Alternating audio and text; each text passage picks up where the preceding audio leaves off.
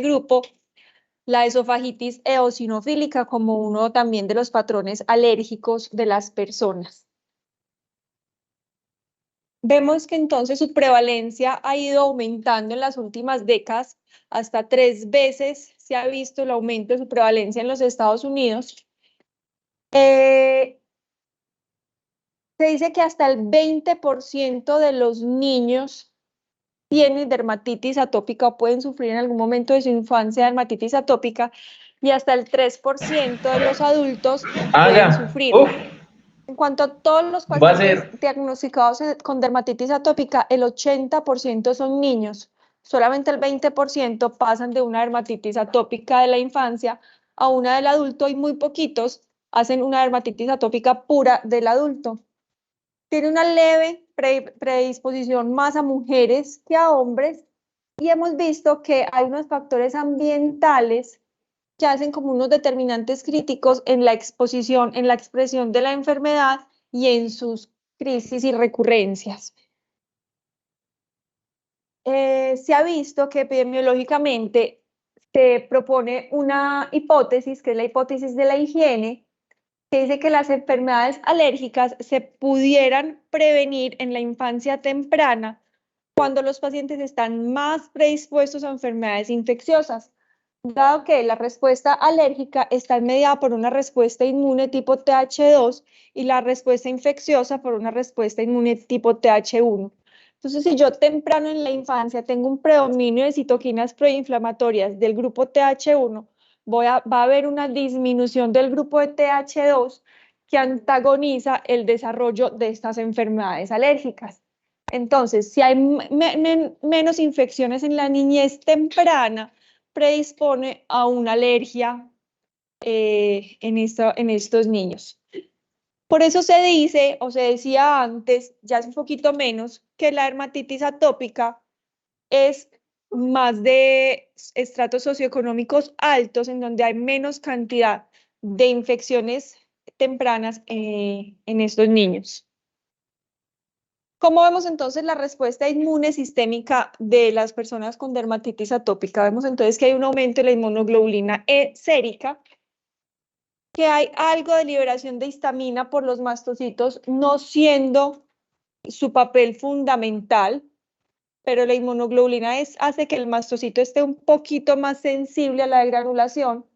Hay un deterioro en la respuesta de hipersensibilidad retardada, algo de eosinofilia periférica, y empezamos a ver que hay un montón de secreción de interleuquinas proinflamatorias del grupo TH2, como son la interleuquina 4, la 5, la 13, también la interleuquina 31 y la linfopoyetina estromal tímica, como uno de los últimos como descubrimientos de la fisiopatología de la dermatitis atópica, que hace que haya una respuesta inflamatoria TH2 y hay una disminución del interferón por parte de las TH1.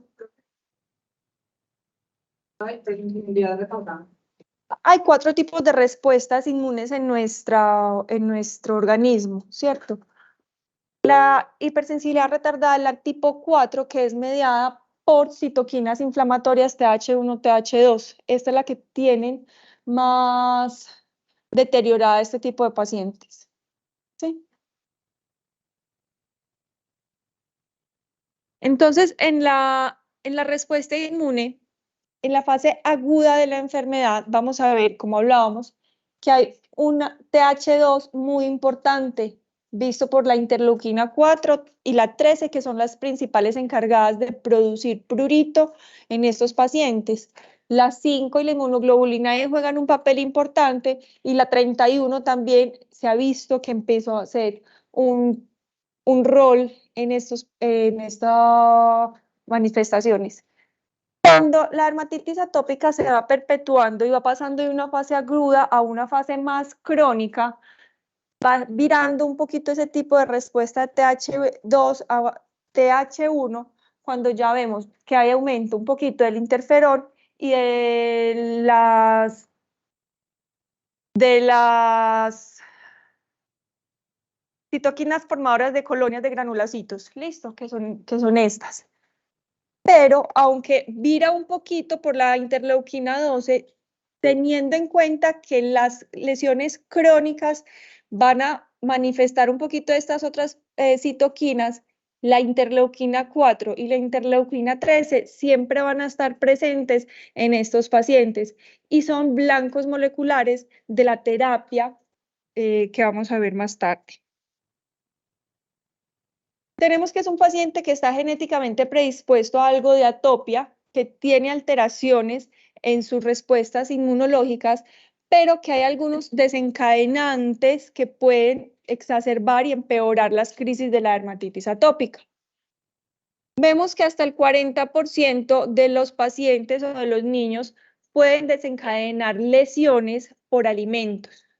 No quiere decir que a todos los niños con diagnóstico de dermatitis atópica les vamos a quitar todos estos alimentos, solamente aquellos en que en verdad tengamos una prueba de provocación o una causa clara de causalidad, que si comió un huevo se empeoró la enfermedad, se lo vamos a quitar, porque se empezó a una tendencia de quitar todos estos alimentos, el huevo, la leche, el pescado, el maní, el trigo, la soya, las fresas, y empezamos a ver unas tasas de desnutrición importantes en los niños.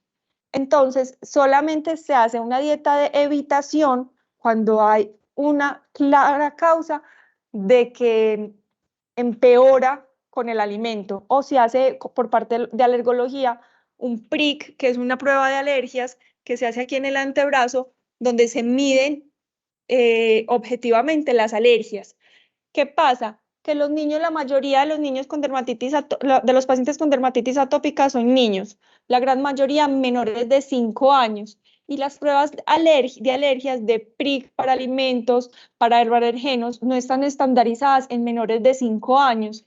Entonces, no van a ser objetivas yo hacer una prueba de alimentos en un niño menor de 5 años porque pueden dar respuestas muy erráticas por su falta de madurez en su sistema inmune. Entonces es simplemente hacer con los papás como un diario alimentario. ¿Usted qué le dio hoy? Hoy se brotó, no se brotó. ¿Qué le dio hoy? Se brotó y no se brotó. Definitivamente estos niños tienen algo atópico en ellos. La asociación más común de la dermatitis atópica es con el asma alérgico. Entonces estos niños tienen una mayor hipersensibilidad a los ácaros del polvo. Haciendo que exacerben sus lesiones, tanto pulmonares como en piel. Los productos antimicrobianos, hablamos es que estos pacientes tienen mayor susceptibilidad a infecciones, principalmente por estafilococo aureus y streptococo piógenes. Entonces, se ha dicho que las toxinas que liberan estos microorganismos hacen que empeoren las crisis de dermatitis atópica y que ellos, por lo que vamos a ver ahora como una alteración en su barrera epidérmica, hace que haya unas infecciones bacterianas, virales y fúngicas mucho más frecuentes y más severas que en niños sin dermatitis atópica. Y en ocasiones se han visto autoanticuerpos tipo inmunoglobulina E contra algún antígeno cutáneo, pero esto todavía está en desarrollo.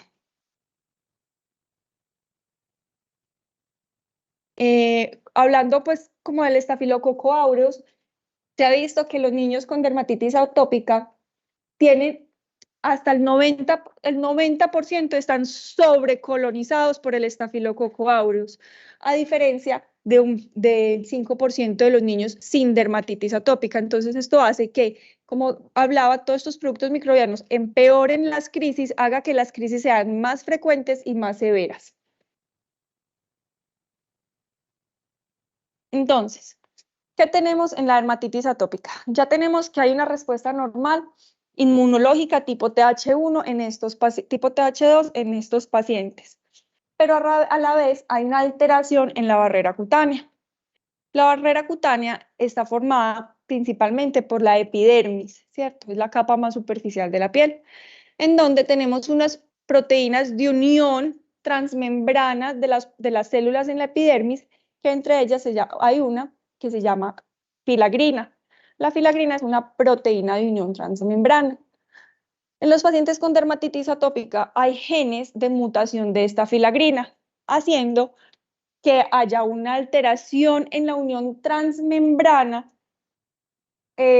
aumentando la pérdida transepidérmica de agua, aumentando la absorción de antígenos bacterianos virales de los ácaros en la piel y haciendo unas sensibilizaciones alérgicas tempranas a todos estos antígenos, lo que va a llevar entonces a un círculo vicioso. Entonces yo tengo una alteración de la barrera cutánea, hay un aumento en la pérdida transepidérmica de agua, hay un aumento de la absorción y la expresión de antígenos en esta piel que hace que haya una cerosis o una resequedad extrema que lleve a inflamación en un paciente que ya estaba con una vía inmunológica alterada.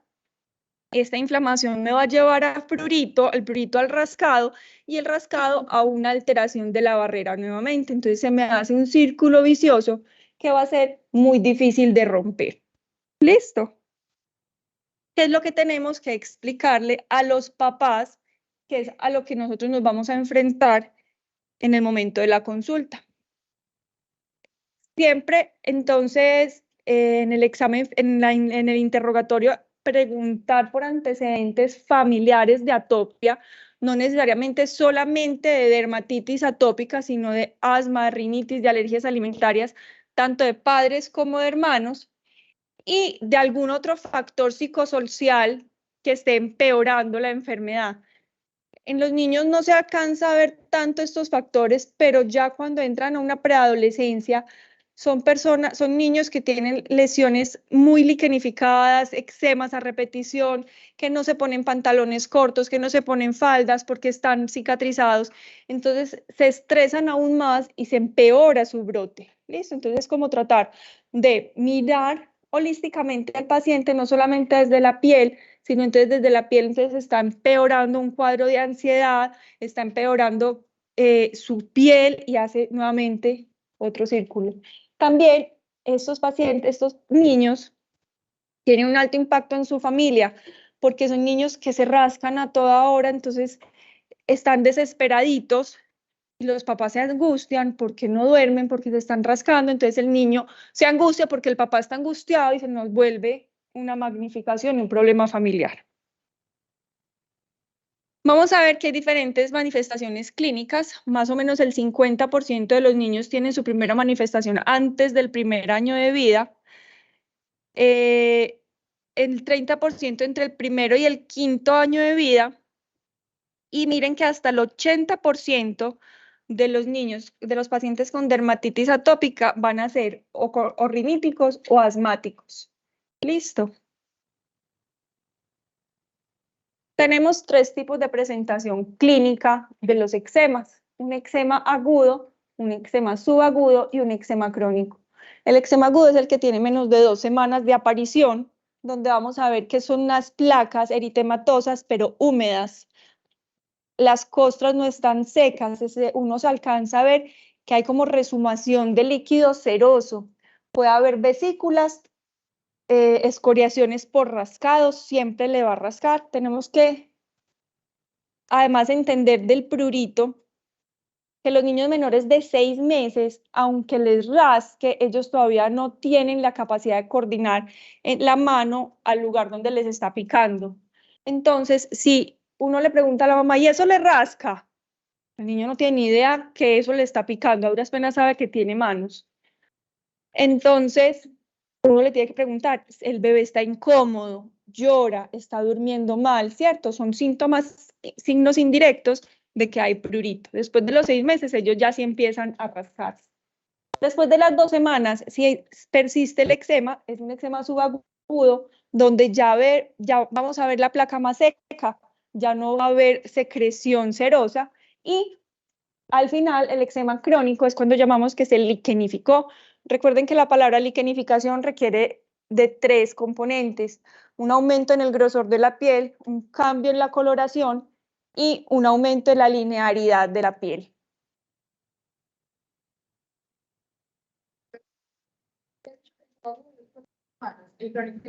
Cuando vemos esos signos clínicos de liquenificación. Desde 1980 se han expuesto unos criterios clínicos de diagnósticos que se han tratado de cambiar en los últimos años, pero las organizaciones pues las academias han empezado a poner una cantidad de criterios que son difíciles de recordar y estos se han quedado como más vigentes.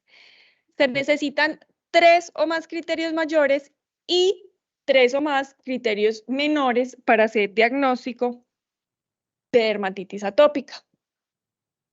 Los criterios mayores son entonces que haya prurito, que sea una enfermedad con una distribución típica para la edad. Típica para la edad es que en los menores de 2 años yo tenga un compromiso facial y sobre superficies extensoras.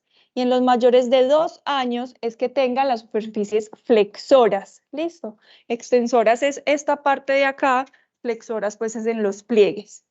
Es que sea pruriginosa, que tenga una ubicación especial, característica para la edad, que sea crónica y recidivante, o sea, que tenga episodios que se mejora pero vuelve a dar, mejora y vuelve a dar, y que tenga antecedente familiar o personal de atopia.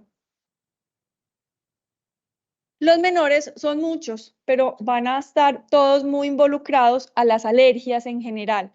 Entonces miren que tenemos la cerosis o resequedad de la piel, la hiperlinearidad palmar, la queratosis pilar es un signo indirecto muy frecuente, que es eso que llaman piel de gallina, que son esas pápulas queratósicas, sobre todo en los brazos, que parecen espinillitas, que tenga una inmunoglobulina E sérica aumentada, eczema del pezón, queilitis angular, dermatitis de manos y pies, que tengan queratocono, el doble pliegue de Denny Morgan. Miren que hay muchas, pero que todas son con algo de alergia.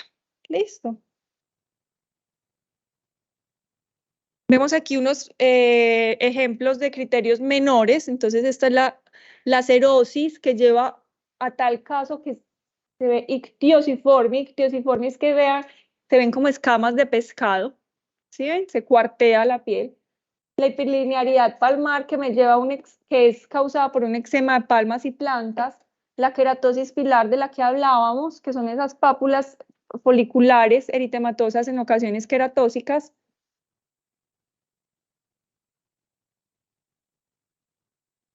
Sí, pues podemos aumentar la linearidad, pero mira que son como cuadraditas. Sí, no son solamente lineecitas. La dermatitis de manos y pies, el eczema del pezón, la pitiriasis alba, que la gente llama paños. Y se me descuadró. El dermografismo blanco, que yo al hacer una presión queda la línea blanca, no queda la línea roja como si estuviera en una urticaria. Y aquí pues hay un paciente con un doble pliegue de Denny Morgan, que son esos pacientes que uno sabe que son alérgicos, que tienen como doble lineacita en la parte de abajo del párpado.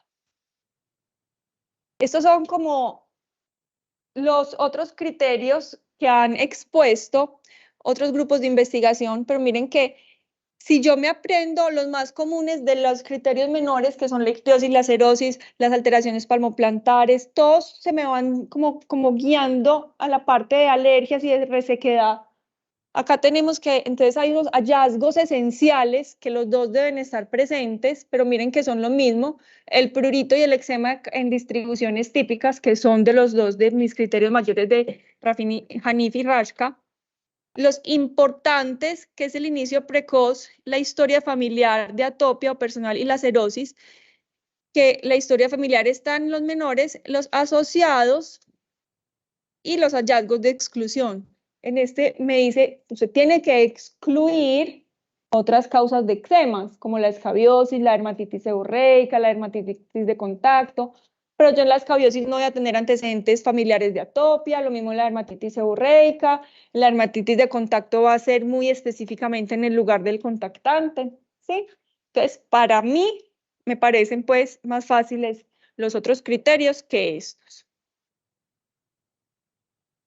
Vamos a ver unos ejemplos de lesiones según la edad. Entonces, hasta los 2 años, vamos a ver que se presentan las lesiones más en la cara. y en superficies extensoras.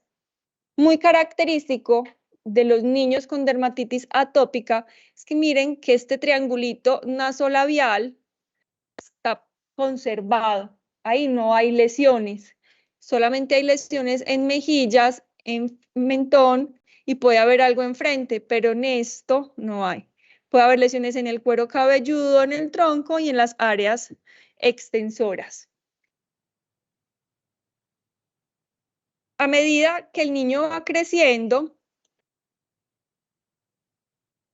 van a ir disminuyendo las recaídas o las crisis se van a ir espaciando, cosa que hay que explicarle a los papás, porque los papás se vuelven muy ansiosos y esperan que con el primer día de tratamiento ya se mejore y que no vuelva a recaer el niño.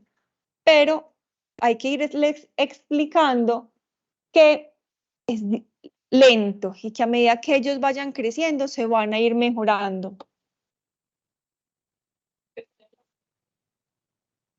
Es que está ictiosiforme, está tan seco que ya está demasiado seco esta pielcita. Y ya empieza entonces a ver esos eczemas crónicos, más liquenificados, esa piel dura, esa piel que hay veces ellos dicen que es tan dura esa piel que les hace alteraciones en las movilidades de las articulaciones. Cuando nos vamos viendo más niños más grandes, miren que los pliegues se van a ver más comprometidos, pliegues poplíteos, los pliegues antecubitales, el cuello se considera un pliegue también, donde hay mucho prurito, y a medida que van creciendo otra vez y llegando los niños de dermatitis atópica desde pequeños a una dermatitis atópica del adulto, vuelve a haber compromiso de la cara. Entonces, muy chiquitos hay compromiso de la cara, van creciendo y se les quita el compromiso de la cara, pero si la dermatitis atópica sigue en la edad, vuelve a haber otra vez compromiso de la cara y la dermatitis atópica del adolescente y del adulto va a tener mucho compromiso de la cara.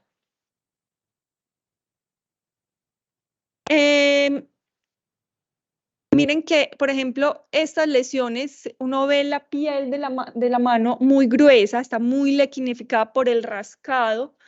Vamos a ver entonces el cuello, la cara, y de tanto rascarse los ojos, pierden las colitas de las cejas de una dermatitis friccional y pierden las colitas de las cejas, que se llama el signo de Hedgehog.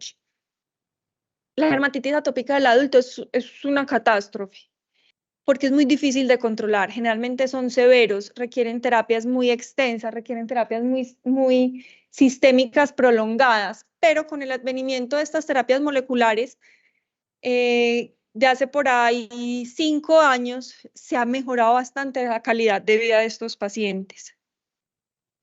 Como complicaciones de las dermatitis atópicas, vemos que entonces hay una sobrepoblación de Staphylococcus aureus, de Streptococcus epidermidis, hacen impétigos a repetición, que son esas infecciones con costras melicéricas, principalmente alrededor de los orificios, nariz, boca, hacen enfermedades herpéticas muy severas, hacen unas dermatitis herpetiformes muy severas, por esa alteración y el daño en la barrera y esa predisposición tipo TH1 que hace que las citoquinas proinflamatorias y que la parte como antimicrobiana de ellos esté un poquito alterada.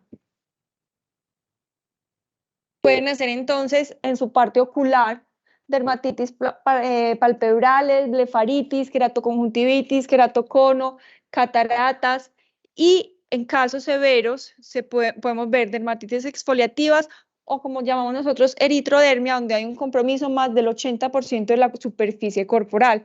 Entonces, si yo tengo una eritrodermia, un paciente en eritrodermia, lo debo manejar casi que como un paciente quemado, porque hay alteraciones hidroelectrolíticas, el paciente está con una descompensación térmica porque hay una falta importante de su barrera cutánea.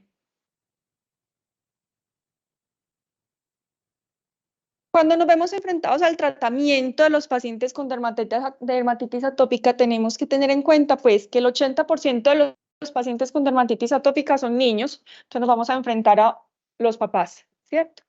Y que vamos a enfocarnos mucho en la educación, en hacerles entender a los papás que es una enfermedad crónica, que va a ir y venir, que es recurrente, listo, que se va a controlar y que el objetivo es que las crisis sean lo más espaciadas posibles, pero que va a haber crisis y que el papá va a ser capaz de quitarlos en la casa.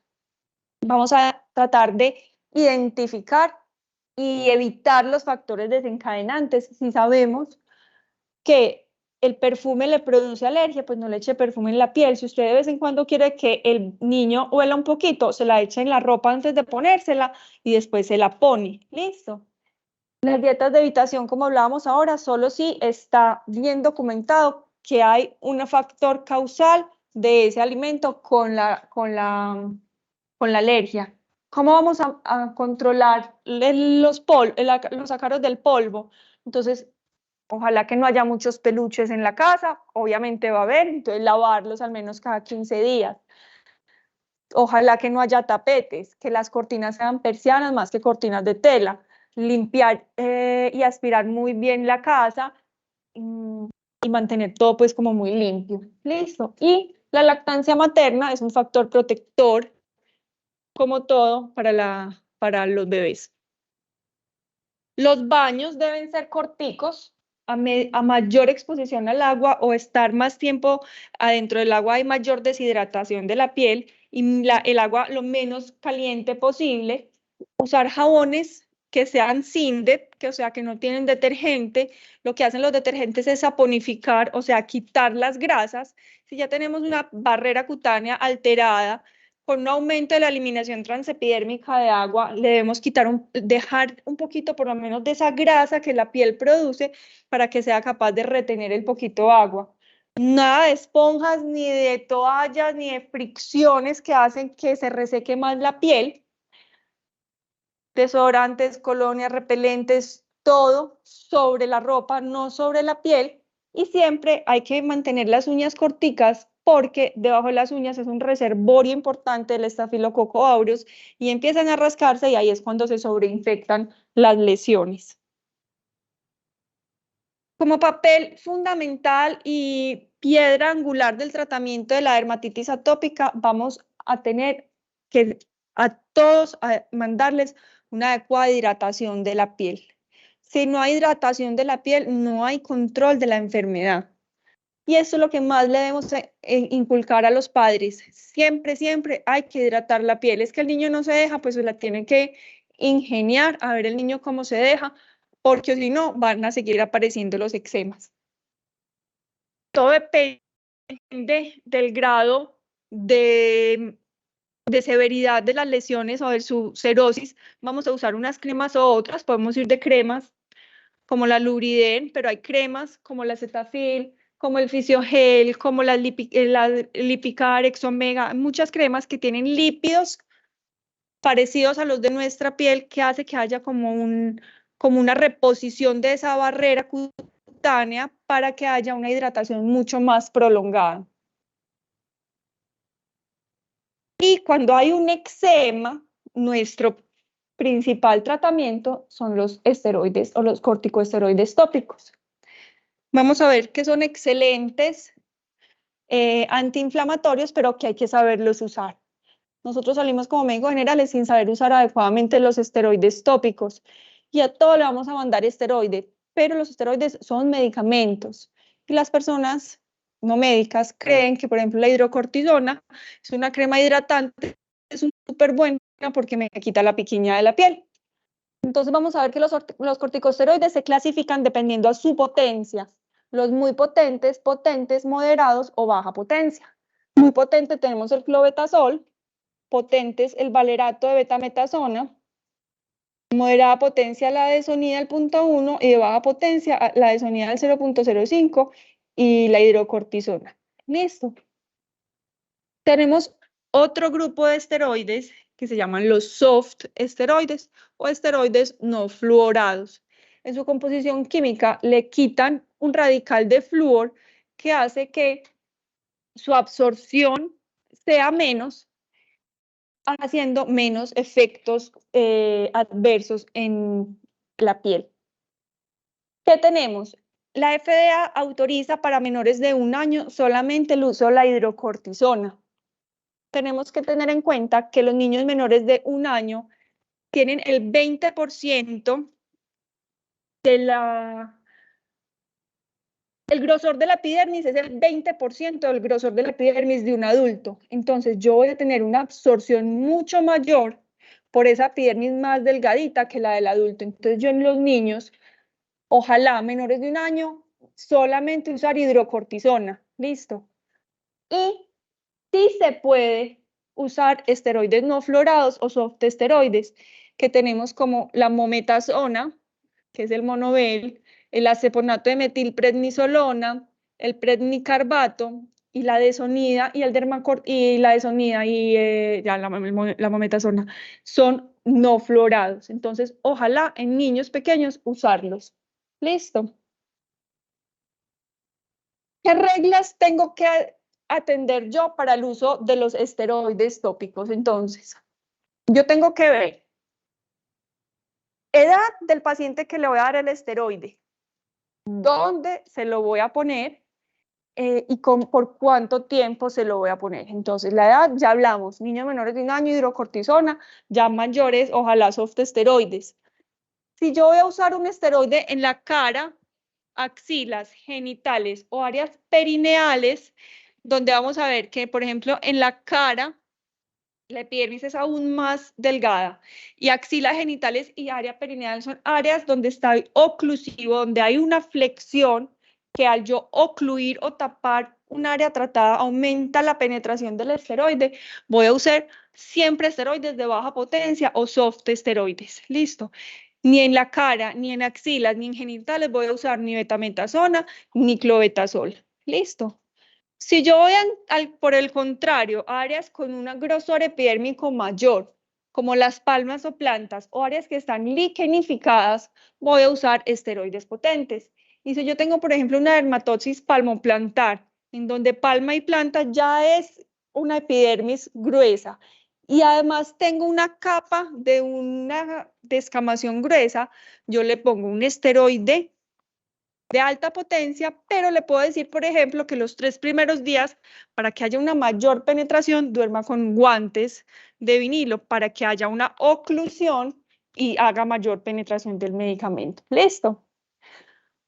¿Por cuántas veces al día? Una sola vez al día es suficiente usar el esteroide. Hay libros que dicen con 2 veces al día. Los últimos estudios han demostrado que no aumenta el grado de efectividad del esteroide usándolo más de una vez al día, pero sí aumentan los efectos adversos. Y en la dermatitis atópica, como generalmente son niños, lo usamos máximo por 7 días. Listo. Pero eso es culpa de nosotros como médicos que los pacientes estén usando mal el esteroide, porque es que hay que ponerle en la fórmula, usar una vez al día por 7 días y suspender. Porque si uno le dice usar una vez al día por 7 días, ellos como que no entienden bien y como les quitó la rasquiña, lo van a seguir usando. Y suspender. Nunca usar un esteroide en piel ulcerada o atrófica y explicarle bien a los papás que si usted le va a poner ese esteroide por mucho tiempo, puede alterar las glándulas suprarrenales y hacer que el niño no crezca. Listo, porque hay absorción sistémica de los esteroides tópicos. Y hay casos en Cushing por esteroides tópicos, estrías grandes como las de un Cushing por esteroides sistémicos. Voy. Tenemos entonces que los esteroides son muy buenos, es el primer ángulo de ataque para la dermatitis atópica, para el eczema, pero hay ocasiones en que ese eczema se perpetúa un poquito más de los 7 días. Entonces aquí vamos a los inhibidores de la calcineurina. Son mucho más seguros. Hay estudios, hay una advertencia de la FDA que no se deben usar en menores de 2 años, pero ya está autorizada off-label, por ejemplo, para niños con dermatitis atópica. ¿Y hubo alguna vez algún susto de que el uso crónico de inhibidores de calcineurina empeoraba o era predisponente para linfomas cutáneos? Todo esto se ha ido desmintiendo porque hemos usado por mucho tiempo los inhibidores de calcineurina sin encontrar una asociación causal de los linfomas cutáneos. Entonces son medicamentos que son bien tolerados. Lo único malo que yo le veo del Cromus, que es el único que tenemos acá, es un vehículo, es un ungüento, entonces va a ser como una vaselina. Pero si yo tengo una piel con un eczema que está seco, pues al fin la vaselina igual me va a ayudar un poquito a humectar la piel. ¿Cómo? En Colombia no, solamente está tacrolimus, el pimecrolimus ya no está, hace varios años. En los niños se usa el 0,03%, en los adultos al 0,1%, y lo que yo puedo hacer es, entonces, hago los 7 días del esteroide, no mejoró del todo, empiezo con el tacrolimus una vez al día hasta que haya mejoría del todo. En ocasiones los pacientes se quejan que les arde al aplicar el Cromus. Una forma que hemos visto que ya no les arde es metiendo el Cromus a la nevera y con el Cromus frío ya no les arde. Listo.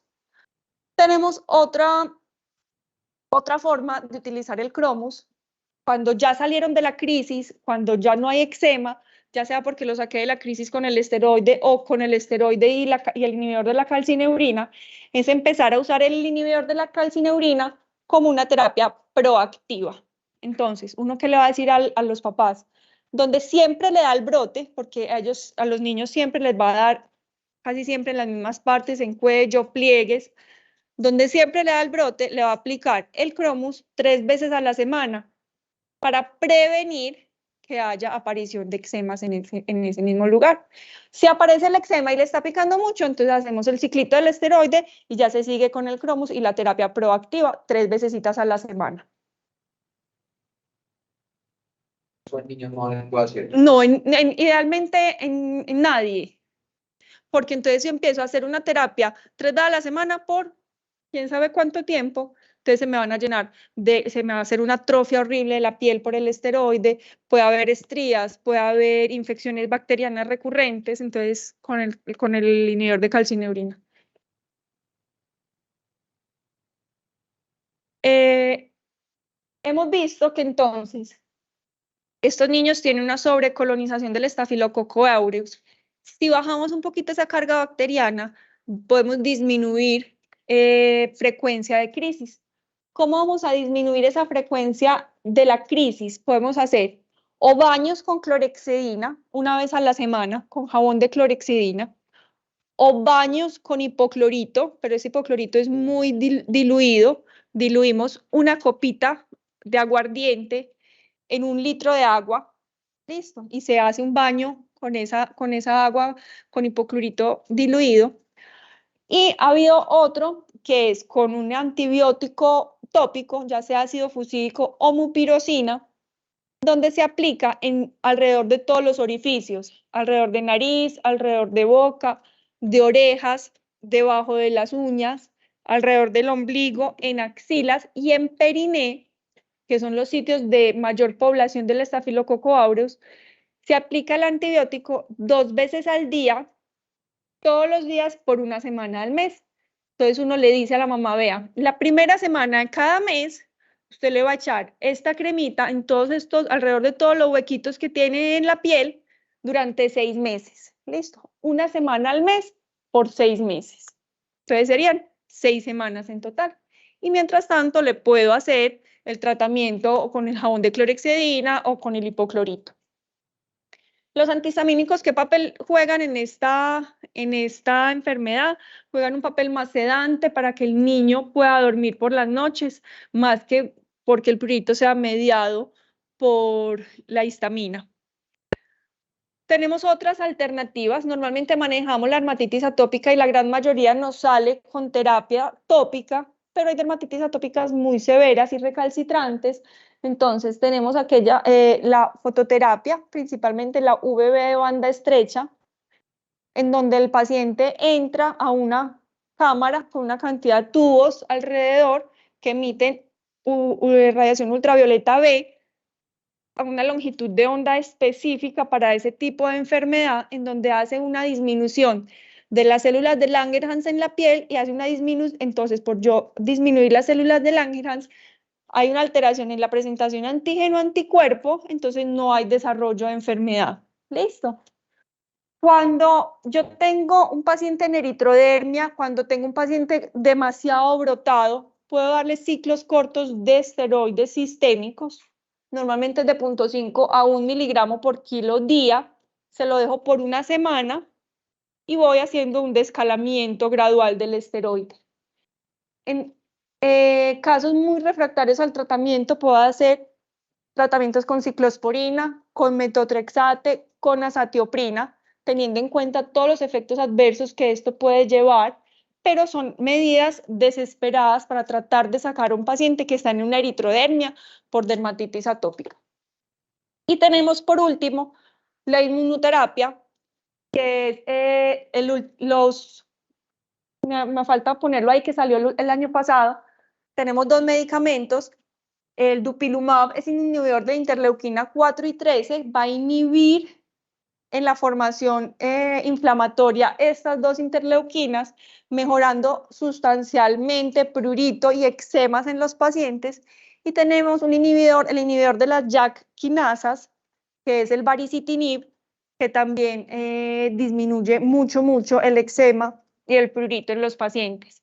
Como todos los biológicos que tenemos hasta el momento, que se usan pues en reumatología generalmente, son medicamentos que les va muy bien, pero que no se sabe hasta cuándo se dan. Entonces, pues por ahora los hemos empezado a usar desde hace poquito, más o menos 5 años. El dupilumab está autorizado en Colombia para mayores de 12 años. Estamos esperando que nos lo autoricen para niños más pequeños porque pues es la población más afectada. Pero por ahora pues estamos en mayores de 12 años y el baricitinib está para mayores de 18. Dime. ¿Las personas pueden ingresar sin ningún problema a la piscina? Sí, ellos pueden ir a piscinas y los niños pueden ir a piscinas. La cosa ahí es que después de meterse en la piscina hay que quitarse el agua con el cloro e hidratarse la piel. Sí, es como su principal recomendación. Pueden tener mascotas, no quitamos las mascotas, pueden tener perros, gatos, a no ser que haya pues como un asma, una rinitis causada por las mascotas, que ya se la dejamos al alergólogo y a los papás a ver si se sacan el animalito, que no es lo más común, o se hace una inmunoterapia con vacunas para el control pues como respiratorio, sobre todo de estas enfermedades. Preguntas de la dermatitis atópica. Una enfermedad común, una enfermedad más de niños, que a veces creemos que son alergias y ya, pero son enfermedades con un alto costo tanto emocional como monetario, porque ninguna crema hidratante se la da la EPS y todas son costosas. Y hasta hace un año, ni siquiera los inhibidores de calcineurina estaban en el plan básico de salud, había que hacerlo por MIPRES, entonces los pacientes tenían que voltear y voltear para que les dieran los medicamentos. Ahora hemos mejorado un poquito, pero ninguna crema hidratante se las va a dar la EPS porque son consideradas cosméticas. Hablando de los criterios diagnósticos en los criterios mayores, pues decía como el mal crónico residual, ¿cierto? Es de la misma dermatitis delgado. Que la dermatitis que el paciente me esté diciendo es que yo tengo una alergia desde hace 6 meses y me va y me viene. No otra. No, es de ese mismo brote. ¿Listos? Bueno, vamos a hablar de la dermatitis seborreica. La dermatitis seborreica es una enfermedad eritematodeescamativa, crónica y recurrente que se localiza en las áreas de más producción sebácea de nuestra cara, tronco y espalda. Crónica y recurrente es una condición de la piel, no se va a curar, se va a controlar, pero el paciente va a seguir consultando, es que nunca se me va, sí señor, es que nunca se le va a ir. Es una condición de su piel, es una calidad de su piel que vamos a controlar cada crisis cuando le den. Tiene 2 picos de presentación. El primer pico de presentación es la dermatitis seborreica del lactante o infantil, que sean los 3 primeros meses de vida, y la vamos a ver principalmente como esa costra láctea o una placa untuosa amarillenta muy pegada que le da a los recién nacidos en la parte superior de la cabeza, que más de uno lo habrá visto. Generalmente es autolimitada, y ahorita vamos a ver en los casos en que es un poquito más refractaria o más prolongada qué le podemos dar. Y la dermatitis seborreica del adulto, que generalmente empieza entre la 4ª y la 7ª década de la vida. Es más en hombres que en mujeres, no hay predilección de raza, y tenemos que en la población general hasta un 5% de las personas lo pueden padecer, pero hasta un 85% de los pacientes VIH pueden manifestar una dermatitis seborreica. Por eso es importante en pacientes con dermatitis seborreicas muy severas de inicio abrupto y que no respondan al tratamiento convencional, hacer una prueba VIH.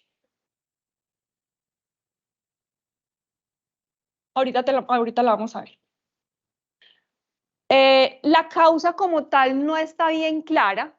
Se sabe entonces que como se producen áreas de mayor producción grasa de la piel, hay un cambio tanto en la calidad y en la cantidad de la composición de la grasa de la piel, que hace que haya una proliferación epidérmica aberrante y que algunos microorganismos que están en nuestra piel hace que haya como una inflamación sobreagregada que hace que haya una placa eritematosa y descamativa. Entonces, hay un cambio en la calidad y en la cantidad de ácidos grasos esenciales en nuestra piel que juntos con microorganismos que normalmente están, como la malacesia sobre todo, hace que haya una inflamación de la piel presentando estas manifestaciones. Es muy importante decirle al paciente que él no se lo pegó nadie, ni él se lo va a pegar a nadie, que es una condición de su piel y que muchas personas la tienen. Hay factores que empeoran la aparición de la dermatitis seborreica, como algunos medicamentos, principalmente neurolépticos, la alfa-metildopa, trastornos neurológicos, pacientes con Parkinson, pacientes con traumas encefalocraneanos, tienden a ser dermatitis seborreicas más severas y más extensas.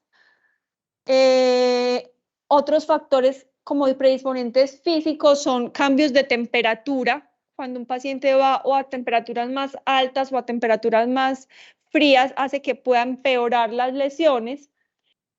Y como principal disparador, y los pacientes lo dicen mucho, o cuando uno les pregunta que lo empeoran, se asocia mucho con el estrés y el consumo de licor y el trasnocho. Esto hace que de alguna forma la composición de estos ácidos grasos se altere y empiece a aparecer las lesiones de la dermatitis seborreica.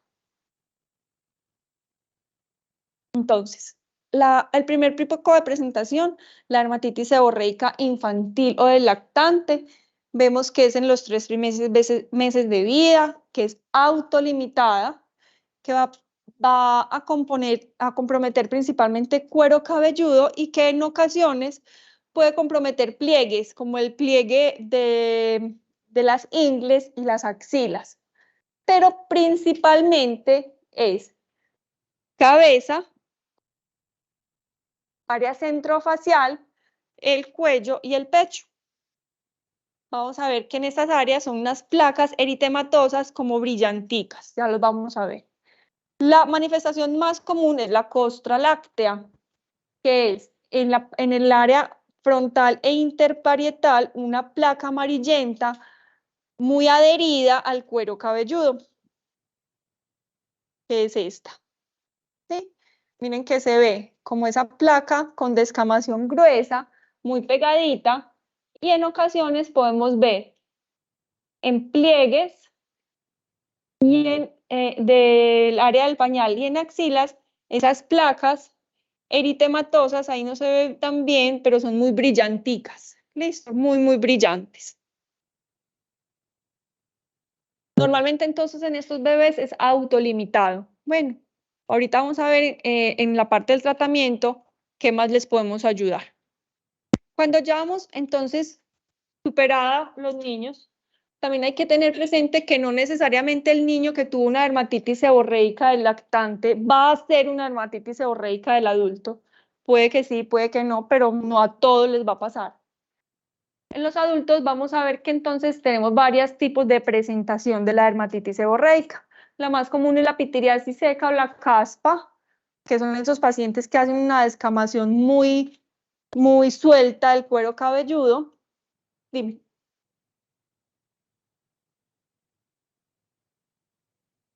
Desde la cuarta década de la vida, pero la cuarta década de la vida son nuestros 30. Sí, lo más común es en estos extremos de pues en estos picos de edad, pero pues un niño de 10 años puede tener caspa, sin ningún problema.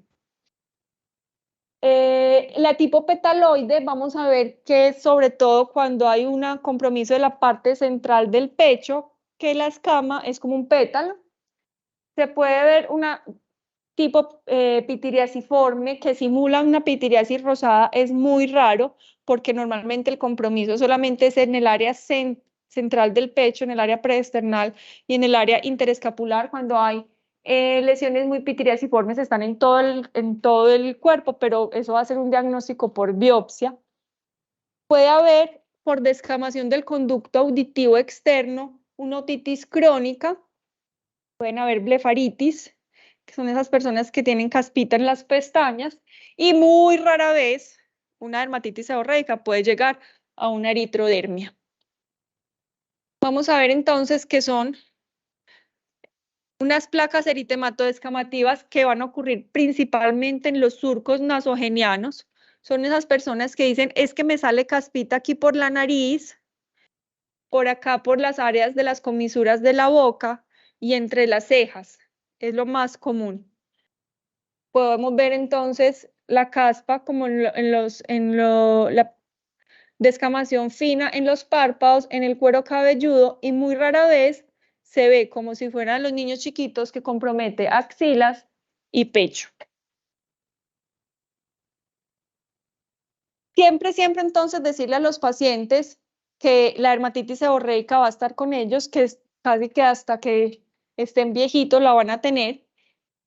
En ocasiones puede mejorar con el clima más caliente, porque normalmente es más húmedo y la piel está más humectadita, pero puede empeorar tanto en climas extremos, tanto en calor como en verano, los pacientes la pueden ver peor.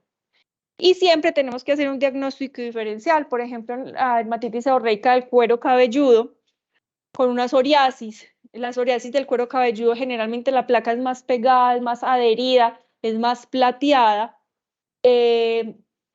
La psoriasis normalmente en la del cuero cabelludo sobrepasa la línea de implantación, o sea, está la línea de implantación del cuero cabelludo y la placa de psoriasis puede ir más allá de la línea de implantación. La dermatitis seborreica no sobrepasa la línea de implantación del cuero cabelludo.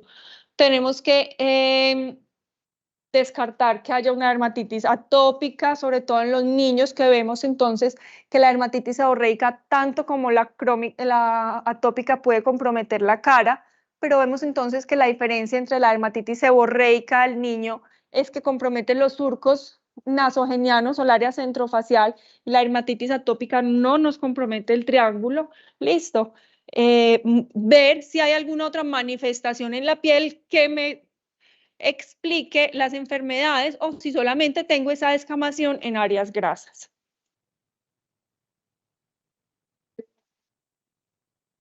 Follicularum. La infestación por el Demodex follicularum me va a hablar más de una rosácea, que ya lo habíamos hablado en la clase de rosácea, ¿cierto?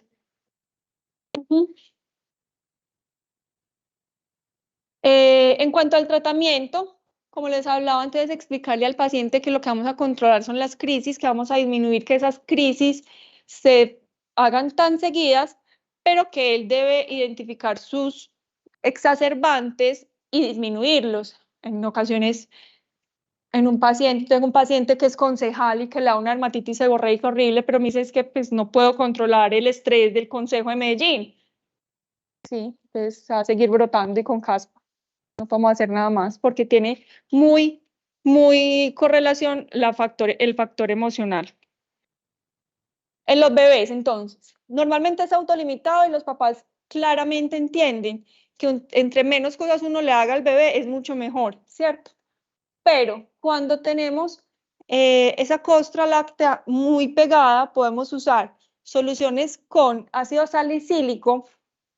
Ojalá el 3% nada más se mandan a preparar esa solución y se le aplica para que haya una queratolisis de esa placa ahí pegada.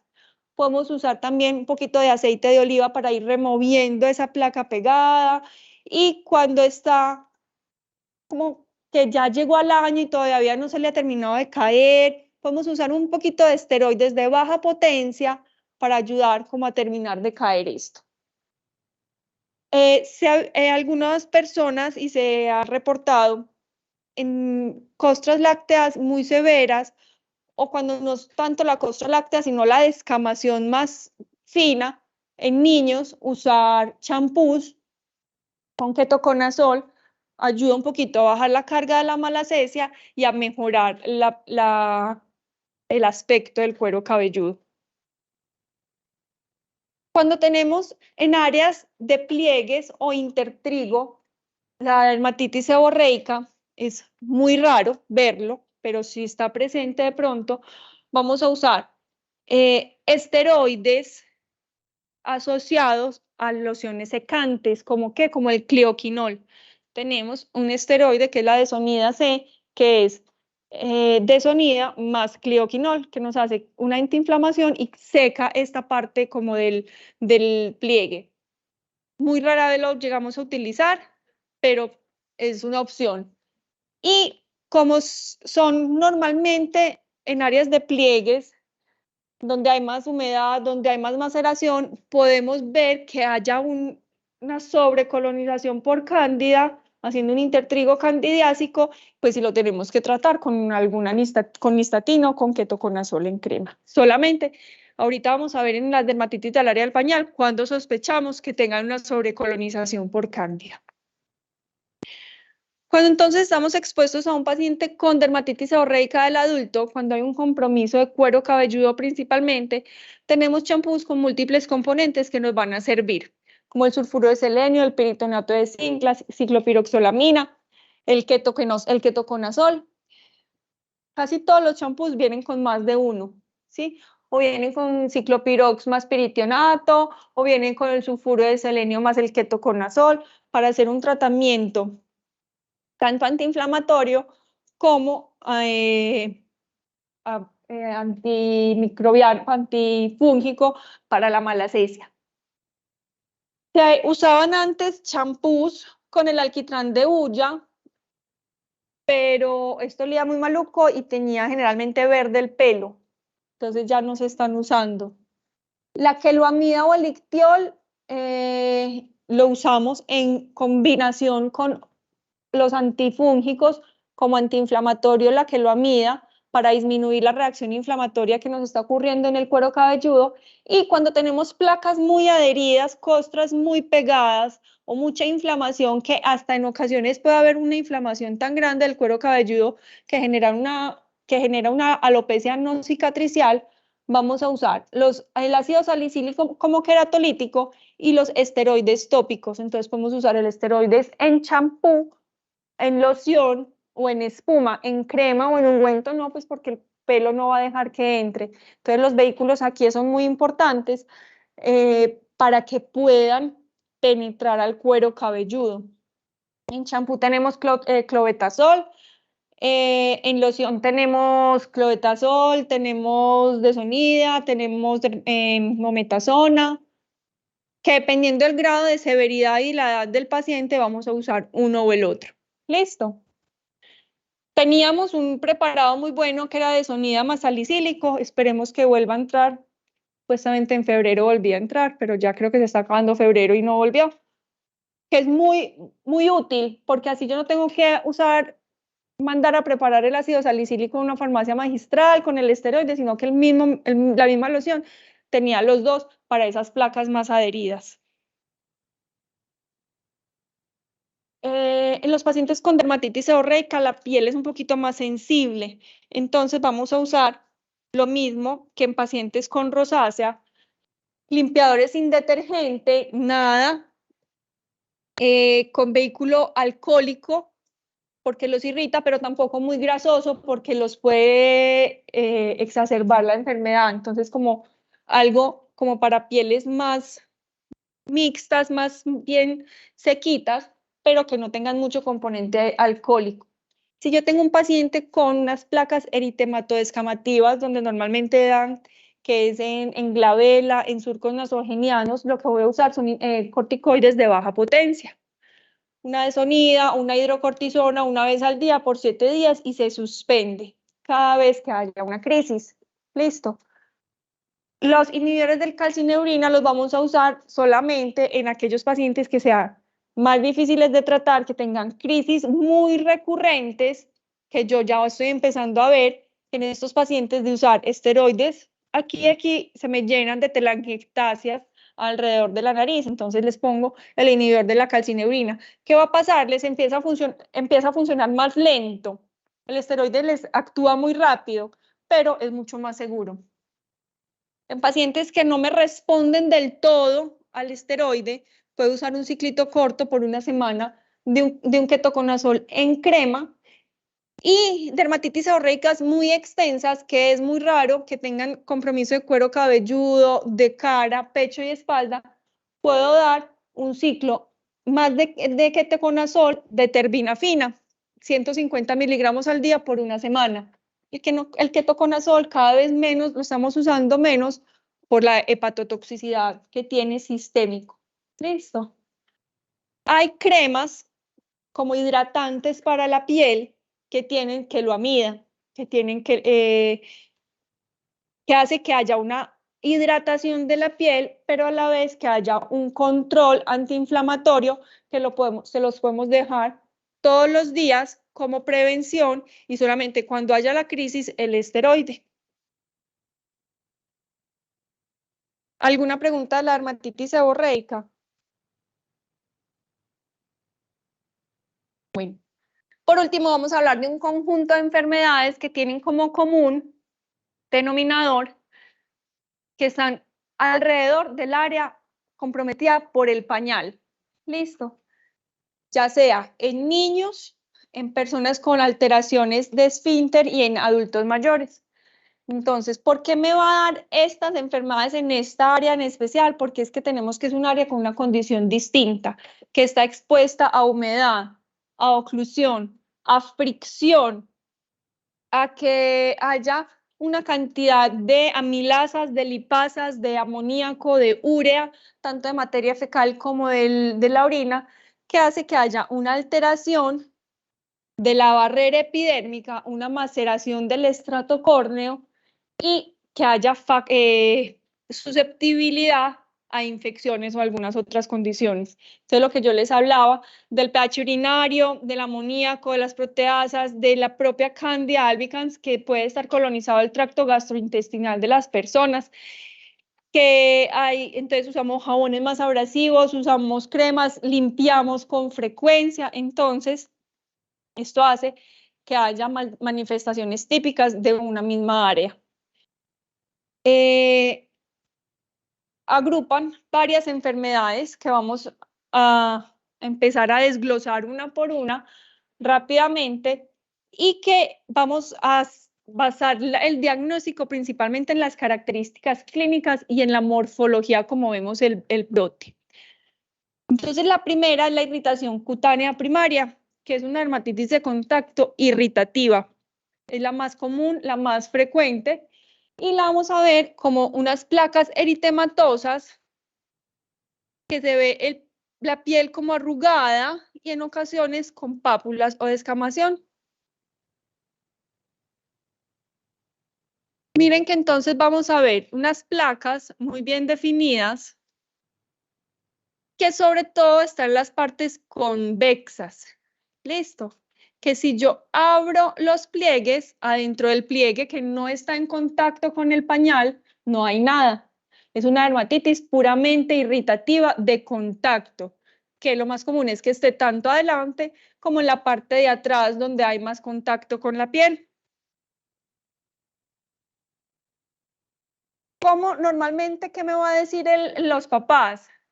Es un rash que va y viene. Normalmente los pacientes han tenido alguna infección gastrointestinal reciente que hace que haya un mayor aumento de las deposiciones y contacto con esas deposiciones y el pañal. Niños que les dejan por mucho tiempo el pañal y no hayan cambios de pañal. Y cuando hay calzones plásticos, cuando antes se usaban como unos calzones muy plásticos para que no se les saliera la orina a los bebés, o ahora estamos viendo que nos estamos retrocediendo en nuestra época al uso de pañales de tela, pero estos pañales de tela no absorben tanto, entonces hay mayor contacto de la orina con la piel y hay mayor dermatitis del área del pañal. ¿Cómo es el diagnóstico? Puramente clínico, yo no tengo que hacer ninguna prueba diagnóstica. Listo. La segunda por frecuencia es la infección candidiásica del área del pañal. Vamos a ver unas placas mucho más brillantes, pero miren que característicamente tienen unas papulitas despegadas de la placa principal. Todas estas pápulas se llaman lesiones satélites. En ocasiones son pápulas y en ocasiones podemos ver pústulas. Y ven ese collarete descamativo, es patognomónico de una candidiasis del área del pañal o de una candidiasis en algún intertrigo. También lo vamos a ver cuando las mujeres tienen senos muy grandes que debajo de las mamas, cuando hay panzas o barrigas muy grandes debajo del pliegue abdominal o en las axilas, vamos a ver las mismas pustulitas o pápulas satélites con el collarete descamativo. Y miren que entonces acá el pliegue está comprometido y normalmente la infección de cándida del área del pañal empieza en el pliegue y se va extendiendo alrededor, porque el pliegue es el área que está más ocluido, más húmedo y donde se acumula toda esta humedad y la maceración, y es allí donde la cándida le encanta crecer. Vamos a ver que es en los pliegues y generalmente el paciente tiene una terapia antibiótica prolongada o anterior y tiene diarrea. Siempre revisarle la boca a estos niños porque muchas veces cuando hacen infecciones del área del pañal por candidiasis repetitivas, hay infección del tracto gastrointestinal, hay colonización por cándida del tracto gastrointestinal, entonces hay que darle terapia sistémica para ya poder erradicar esa cándida y que se mejore del todo el área del pañal. Si tengo alguna duda, pues hago un KOH en donde voy a ver las blastoconidias y las pseudohifas de la cándida, pero normalmente clínicamente es el diagnóstico. La dermatitis atópica, podemos ver que haya compromiso en el área del pañal. Para que da el antibiótico en la infección por cantidad. Esta que diga aquí terapia antibiótica, no, es que el paciente tuvo historia de estar tomando antibióticos. Listo, y hay una alteración en la flora bacteriana y por eso se producen las candidiasis. En ocasiones podemos ver que el área del pañal está comprometido por la dermatitis atópica. Se ve igual que una dermatitis de irritación primaria, pero va a tener otras manifestaciones en otras partes del cuerpo. Entonces, por más que yo cambie marca del pañal, tipo de pañal, le cambie el pañal cada hora, no se va a mejorar, es porque tienes una dermatitis atópica del área del pañal. Entonces, lo que yo tengo que hacer es, con un poquito de esteroide o del tacrolimus, tratarle esa parte de ahí, pero yo voy a ver que tiene eczema en la cara, que tiene algún componente asmático, rinítico, que tiene pues como todos los otros componentes de la dermatitis atópica. La dermatitis seborreica, como hablábamos entonces, se puede ver tanto en áreas convexas como en pliegues. No vamos a ver lesiones satélites, no vamos a ver pústulas. Si vemos una pústula, una pápula con collarete descamativo, lo voy a tratar como una dermatitis, como una candidiasis del área del pañal. Y en la dermatitis seborreica yo voy a tener, aparte del pliegue del pañal, generalmente en axilas o en cuello, también lesiones. Entonces yo me tengo que ayudar de una evaluación completa del bebé, porque entonces voy a ver pliegues y áreas convexas, pero también en cuello, en cuero cabelludo, en axila, en cuello. Son asintomáticas. Las de la dermatitis atópica, por ejemplo, si pican, el bebé se siente incómodo y no tengo que hacer ningún examen. El intertrigo es simplemente aquella maceración sin necesidad de haber una sobreinfección y es que haya un eritema en los pliegues, pero sin pápulas satélites y ni pústulas. Es simplemente que son niños muy gorditos, que los pliegues son muy redundantes, que se rozan el pliegue uno contra el otro y se irritan. Entonces es una dermatitis irritativa solamente del pliegue. Listo. ¿Y qué tengo que hacer? Aislar con cremas aislantes, con vaselina, con cremas con óxido de zinc, que no haya tanta fricción del pliegue uno contra el otro. Y el más raro es el impétigo ampolloso que se da en los pliegues. Usualmente entonces es en recién nacidos pretérminos que hacen unas ampollas muy grandes con costras melicéricas en los pliegues, que si le hago un gramo y un cultivo voy a encontrar estafilococo aureus. Tengo una pregunta. Esta última que dijiste, uno como lo diferente, por ejemplo, de la dermatitis de la seborreica lactante, que son las costras muy amarillentas, pero Pero esta tuvo ampollas, porque es ampollosa, es una enfermedad ampollosa como tal. Cuando se reventó la ampolla, quedó la costra melicérica, pero los papás se acuerdan que tienen una ampolla. Listo. Entonces, nuevamente, irritativa en áreas convexas, respeta la concavidad, los pliegues, por fricciones o por dermatitis alérgicas irritativas del pañal. La candidiasis, las pápulas satelitales, pústulas y la descamación periférica y el compromiso en los pliegues. La seborreica y la atópica son muy parecidas, pero yo voy a ver otras manifestaciones en el cuerpo de estas dos enfermedades. ¿Listo? ¿Qué tenemos que hacer entonces en el tratamiento? El cuidado del área del pañal. Cambiar repetidas más veces en el día el área del pañal. Usar pañales más absorbentes, que el contacto de la materia fecal y de la orina esté lo menos posible con la piel. Cuando estoy en una irritación, cuando empiezo a ver que la piel del bebé se está poniendo más coloradito, entonces no usar pañitos con alcohol, usar gasitas o algodón para limpiarlo, para disminuir como esa fricción y que no haya más alteraciones. La lactancia materna nuevamente tiende a tener bebés con menos diarrea, con menos alteraciones alérgicas, entonces tienen como esa parte protectora. No usar pantalones pues como de plástico y siempre usar protectores cutáneos. ¿Qué son los protectores cutáneos? Lo que la gente llama cremas antipañalitis. ¿Y qué tiene esa crema antipañalitis principalmente? El óxido de zinc. El óxido de zinc es lo que le da a la crema antipañalitis su color blanco y hace una barrera aislante y protectora de la piel contra el plástico del pañal y como con todas las sustancias de la orina y de la materia fecal. ¿Listo? Entonces, Yodora, Desitin, crema número 4, todas estas cremas tenemos desde muy baratas hasta muy caras, pero todas tienen óxido de zinc, que es lo que debemos usar. ¿Listo? Cuando estamos expuestos a una dermatitis del área del pañal tipo candidiásico, entonces tenemos que usar una nistatina, una azol. Normalmente usamos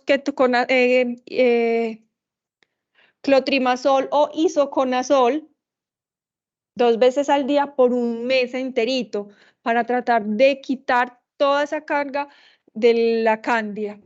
Muchas veces la dermatitis del área del pañal candidiásica empezó de una irritativa, que hubo una alteración en la barrera cutánea, hizo una irritación de la piel, pero al haber una alteración marcada de esta barrera cutánea, se sobrecolonizó y se infectó por cándida.